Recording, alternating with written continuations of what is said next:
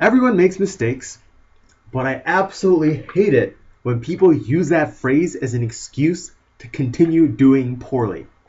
A mistake is no longer a mistake if you make it over and over again, and by that time it ends up just becoming a byproduct of negligence.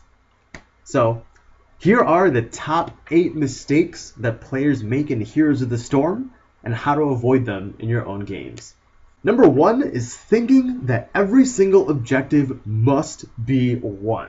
So when you first start to play Heroes of the Storm, you might think that your team needs to secure every single objective, but that's actually not the case, and a game can actually be won without the use of objectives at all.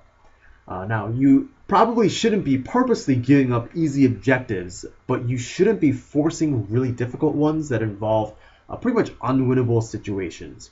So, for example, if your team is composed of a lot of late-game scaling heroes, it's probably going to be a little bit difficult to get some early-game objectives. Like, for example, the first few tributes on Cursed Hollow.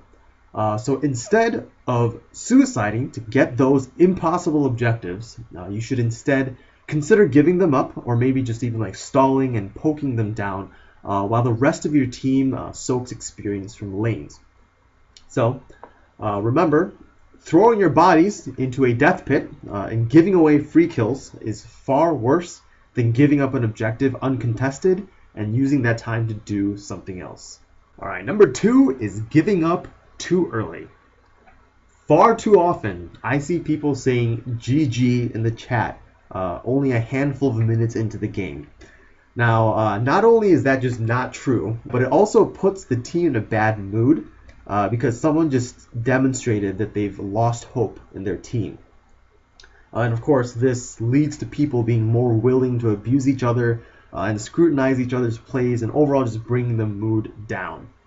So if you're one of these people who calls an early GG, don't do that. And instead, if you're upset about something, give your team specific advice rather than just calling them bad. And this will shift the focus more on improving weaknesses instead of making personal attacks. Number 3 is focusing the same target every single fight. Every engagement is a new scenario, and focusing down the same person in every single fight usually isn't going to work. Now, I hear don't focus the tank a lot, and that statement is actually very often not true. So, if you're a ranged character, you should be hitting whoever is closest to you with the smallest health pool. So, if a squishy enemy carry is in the same distance away as the enemy tank, then yes, you should be hitting the carry. But if the enemy tank is the only person nearby and repositioning your own body to be in range to hit the enemy carry would put you at risk of death, then the correct answer here is actually to stay where you are and focus down the tank.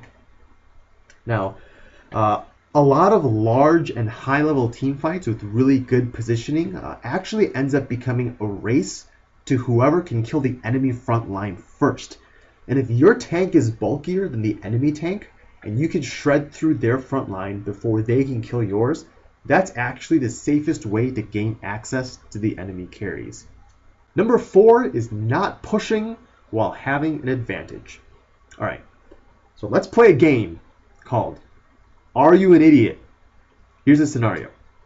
You just won a huge team fight. You killed 5 enemies and your entire allied team is alive. The question here is, do you go back to base? If you said yes, you're an idiot. But don't worry, because now you know not to do that and you're not an idiot anymore. Whoa! You take your advantage and you push. You kill minions and you kill structures and you push. You don't go back to base. You push. Now that was a pretty obvious example, but there are some smaller advantages that you can use to push your lead. For example, if you're up a talent tier, that's a good time to play aggressively. If a few enemies got picked off on one side of the map, that's a good time to take some mercenary camps on that side of the map, and stuff like that. Number 5 is thinking you must win a lane. Early on in the game, laning phase is pretty important because that's where you get all the experience and levels. But a lot of people don't realize that they can just sit back and soak, and they don't necessarily have to win their lanes by crushing the enemies and getting kills. Now, some team compositions have really good gankers that can capitalize on enemy teams being pushed up, but some team comps just don't have that, and it's fine to sit back and soak and wait for mid-game to arrive. Just make sure that you're not dying and you're pretty much doing fine in your lane. Now remember that if you're outnumbered in your lane, it most likely means that your team is outnumbering the enemies in a different lane.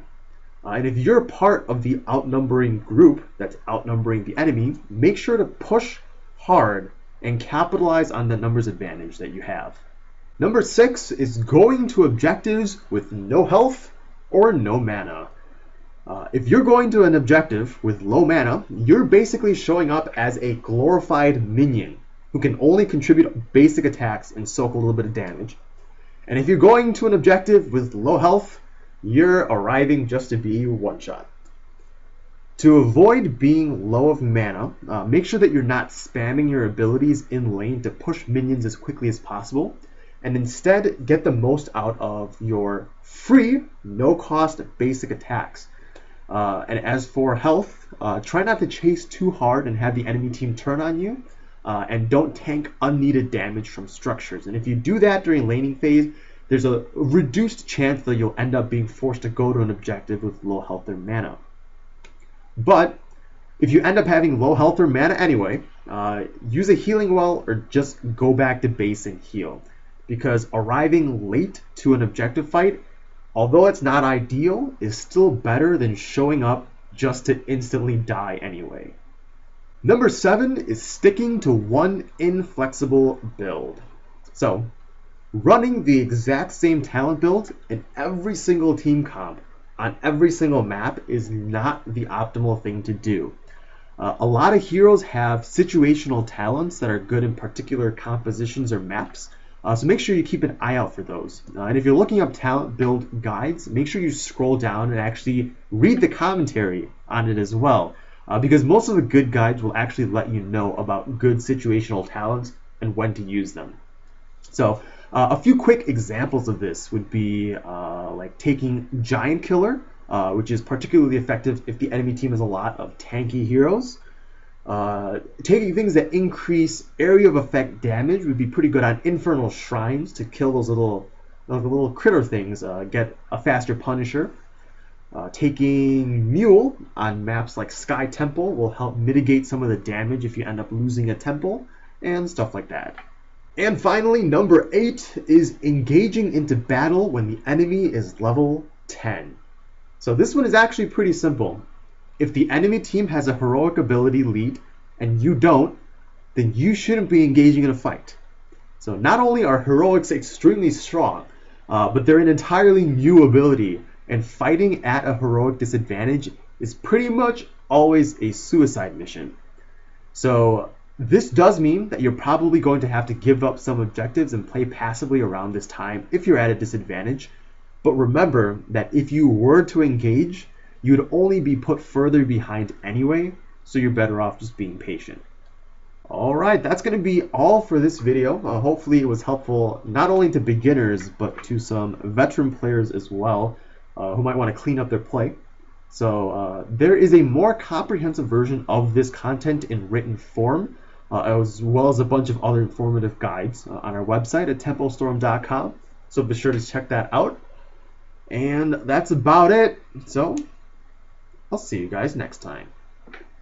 We pop engaged here, like look at, if we engage on this isolated target versus the target up here that's forcing us through a chokehold, number 1, against a Vala with strafe and a